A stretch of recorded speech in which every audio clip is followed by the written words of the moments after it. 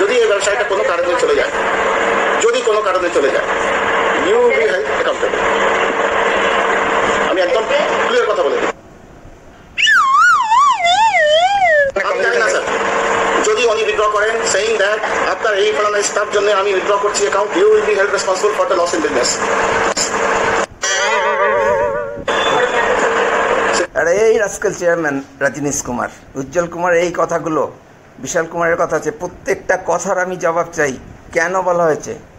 হতে পারে তোদের ক্ষমতা খাটিয়ে তোষামত করে তেল প্যাঁচ করে, এবং আমাদের দেশের সিস্টেম অনুযায়ী, সিস্টেম হচ্ছে আমাদের যে চোর দুষ্কৃতী অপরাধী মাফিয়া গুন্ডা, তারাই হচ্ছে কদর পায় সমাজে সব জায়গায়, এবং সাধারণ লোক যে অত্যাচারিত হলেও কেউ ফিরেও তাকায় না, অন্যায়ের শিকার হলেও কেউ ফিরেও তাকায় না। এটা আমাদের দেশের ক্যারেক্টার হয়ে গেছে এখন। এটা অনেক আগের থেকেই ছিল, কিন্তু অনেক কম ছিল, এখন একদম খোলামেলা। কোনো ক্রিমিনালের এখন শাস্তি হয় না।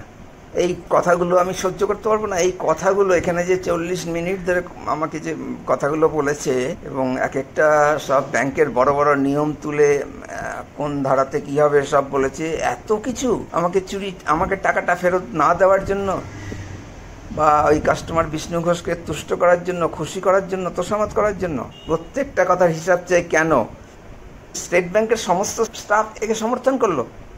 একজনও আমাকে সমর্থন করলো না। স্টেট ব্যাংকের সমস্ত স্টাফ একে সমর্থন করলো? একজনও আমাকে সমর্থন করলো না। বিশেষ করে মালদা ব্রাঞ্চে 35-40 জন স্টাফ ছিল, তারা তো সবাই জানে চুরির ঘটনা।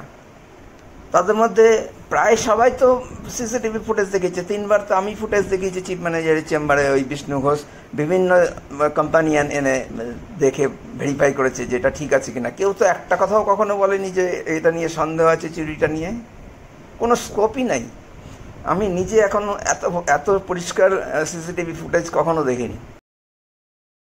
উজ্জ্বল কুমার, কেন তুই আমার জীবনটা এভাবে ধ্বংস করে দিলি? আমার উপর তোর কিসের এত ক্রোধ ছিল যে তুই কখনোই আমার সঙ্গে স্বাভাবিকভাবে কথা বলিসনি? তুই কি অনেক টাকা ঘুষ খেয়েছিস, অথবা অন্য এমন কিছু বিষ্ণু ঘোষ তোকে উপহার দিয়েছে যে তুই একটা ক্রিমিনাল কাস্টমারের পা চাটা কুকুর হয়ে গেলি? এই হারামজাদাটার নাম উজ্জ্বল কুমার। স্টেট ব্যাংকের মালদা ব্রাঞ্চে আমার কাউন্টার থেকে 53,000 টাকা চুরির ঘটনার পরে এই রাস্কেলটা মালদা ব্রাঞ্চে জয়েন করে। এই স্কাউন্ডারেলটা প্রথম দিন সিসিটিভি ফুটেজ দেখেই আমার সঙ্গে এত বাজেভাবে কথা বলেছিল যেন আমি ক্রিমিনাল। তোর কিসের রাগ আমার উপর? নাকি তোর ওই 65 লাখের আর 15 বছরের পুরনো সিসি, খুব ইম্পর্টেন্ট সিসি কাস্টমারকে সন্তুষ্ট করতে আমার চাকরি খেয়েছিস? চোরকে বাঁচাতে কত টাকা ঘুষ খেয়েছিস? তুই বলেছিলি ব্যাংক কি চোরের বিরুদ্ধে আইনি পদক্ষেপ নেবে এবং চুরির টাকা উদ্ধার করে আমাকে ফেরত দেওয়া হবে, কিন্তু 1.5 মাসেও তুই কোনোটাই করিসনি। কেন? চোরের বাবা তো গরু বিক্রি করে টাকাটা জোগাড় করেই রেখেছিল দেওয়ার জন্য। কেন দিতে পারলো না? তুই দিতে দিসনি কেন? ওটা স্টেট ব্যাংকের ঘুষ কর চিফ ম্যানেজার উজ্জ্বল কুমার। আমার চাকরি খাওয়ার জন্য তুই কত টাকা ঘুষ নিয়েছিস? আমি তোর চেয়ে বয়সে অনেক সিনিয়র। আমার চাকরি তোর চাকরির প্রায় দ্বিগুণ। সে অনেক সিনিয়র। আমার চাকরি তোর চাকরির প্রায় দ্বিগুণ। কোন বেগে উঠে এসেছিস তুই? বয়সে বড়দের সঙ্গে এই পশ্চিমবঙ্গে এত নোংরা ভাষায় কথা বলার সাহস তোর কি করে হয়? চোরটা স্টেট ব্যাংক থেকে টাকা চুরি করেছে, তুই চুরির ঘটনা মানতেই রাজি হসনি। এই মানতেই রাজি না হওয়া কথাটার মানে বুঝিস? চুরিই হয়নি আর মানতেই রাজি হয়নি, এই দুটো কথার মানে আলাদা। যে খবর নিতে গিয়েছিল সে তো আগেই সিসিটিভি ফুটেজ দেখে রেখেছে। তুই বলেছিলি ওখান থেকে ক্যাশ মিসিং হতেই পারে না, কাস্টমারের কোনো দোষ নাই, ওই টাকা অন্য কোনোভাবে খোয়া গেছে। কাস্টমারের কোনো দোষ নাই, ওই টাকা অন্য কোনোভাবে খোয়া গেছে। ঘটনার দিন 2018 সালে 5ই জুন তুই মালদা ব্রাঞ্চে আসার আগেই তোর মালিক বিষ্ণু ঘোষ ব্যাংকে এসে ওই কথা বলেছিল। এটা কিভাবে সম্ভব হয়? তুই সিসিটিভি ফুটেজও হাফিজ করেছিস। আরে তুই খুব ইম্পর্টেন্ট ক্রেডিট কাস্টমারের চাকর না, কিন্তু তুই বিষ্ণু ঘোষের পোষা কুত্তা, বিষ্ণু ঘোষের পা চাটা কুত্তা। স্টেট ব্যাংকের অত বড় একটা ব্রাঞ্চের হেড অফ দ্য ডিপার্টমেন্ট হয়ে তুই চোরের সঙ্গে টাকা খেয়ে সেটিং করেছিস। চোরটাকে বাঁচাতে তুই চুরির ঘটনা ধামাচাপা দিলি। তুই চুরির প্রমাণ সিসিটিভি ফুটেজ সেটাও গায়েব করলি। তুই ভাবলি সব প্রমাণ লোপাট হয়ে গেছে। আরে হারামজাদা, কিভাবে তুই আমাকে এতটা ভাঁড় ভাবলি?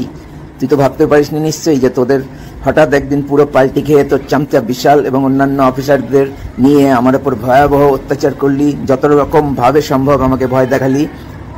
হ্যাঁ, ভয় তো আমি পেয়েছিলাম। একটা মানুষের মতো প্রাণী যদি হঠাৎ বিষধর গোক্র সাপ হয়ে সামনে দাঁড়িয়ে ভয় দেখায়, ভয় তো লাগবেই। প্রথম দিনেই আমি তোর গায়ে বিষধর গোখর সাপের গন্ধ পেয়েছিলাম, সেই জন্যই আমি তোদের ভয়াবহ অত্যাচারের ভয়েস রেকর্ড নিতে পেরেছি।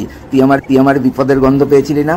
জলজান্ত একটা চোর স্টেট ব্যাংক থেকে টাকা চুরি করে সিসিটিভিতে ধরা পড়লো, আর তুই চুরির ঘটনা চেপে দিয়ে সিসিটিভি ফুটেজ গায়েব করে বাকি সব ধরনের সমস্ত অফিসার ও কর্মীকে দিয়ে ব্যাংক থেকে কিছুই চুরি হয়নি, ওটা ক্যাশিয়ারের সাজানো ঘটনা বলে মিথ্যা কথা প্রচার করে আমাকে কলঙ্কিত করালি কেন? কিসের এত উদ্ধত্ত তোর?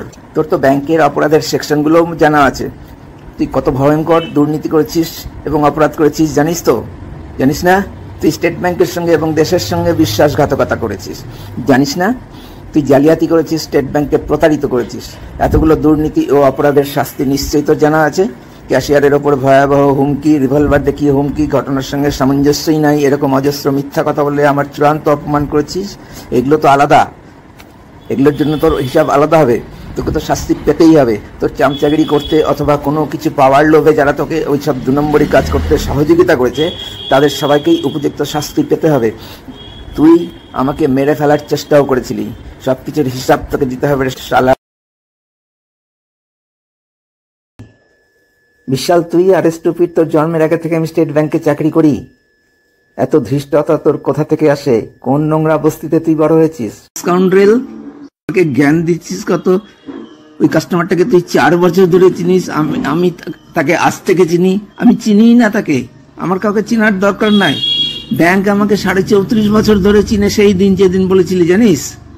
হ্যাঁ, তোকে কি বলবো? বাচ্চা কাচ্চা ছোটদের আমার কিছু বলতেই ভালো লাগে না, কিন্তু তুই তো কিছু বলতে ইচ্ছে করে না, স্রেফ 2 গালে ফাটাফাট জুতার বাড়ি মারতে হয়। চাকরি খেয়ে নিলি? তুই চাকরি পেতি না রে, চাকরি পেয়েছিস বলে চাকরি নিলি, আবার চোরের সঙ্গে সাঁট করে চোরের ঘুষ খেয়ে চোরকে বাঁচিয়ে দিলি। আমি তোর বাবাকে, তোর বাবা তো মানুষ না, তুই তো মানুষের বাচ্চা না। তোর বাড়িতে কি শুয়োর পুষতো? কাজল ভৌমিক, তোর একটুও লজ্জা, মানবিকতার ন্যূনতম সততা কিছুই নাই। সব বিক্রি করে দিয়েছিস।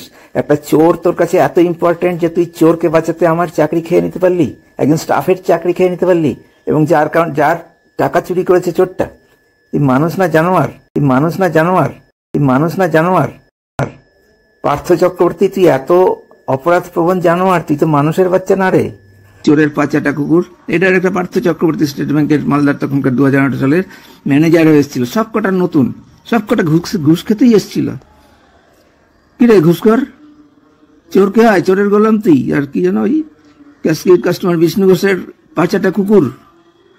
চোরটাকে বাঁচালি কেন? এটা একটা দিক হলো, এটা ব্যাংকের বিষয় দেখার, কিন্তু চোরটাকে বাঁচাবি বাঁচা, আমাকে কেন এরকম করে অত্যাচার করে তোরা চাকরি ছাড়া করলি, চাকরি ছাড়তে বাধ্য করলি? চাকরি তো তোদেরও যাওয়ার কথা ছিল, কেন যে সারা দেশ চুপচাপ আছে? এই অদ্ভুত দেশ যে 7 বছর হয়ে গেল, 3 বছর 4 বছর ধরে আমি সমানে প্রচার করছি একটা, কেউ কোনো, সবাই যেন ঘুমাচ্ছে পুরা দেশটা, কিন্তু কেউ না কেউ কোনোদিন না কোনোদিন আসবে, চিরকালই এসেছে, এবং তোদের উপযুক্ত শাস্তি দিবে। উপযুক্ত শাস্তিটা আমি জানি, তোদের চাকরি যাওয়া আর জেল খাটা, জেলে যাওয়া। চুরি নিয়ে কেউ একবারও সন্দেহ প্রকাশ করেনি, কোনো সুযোগই নাই।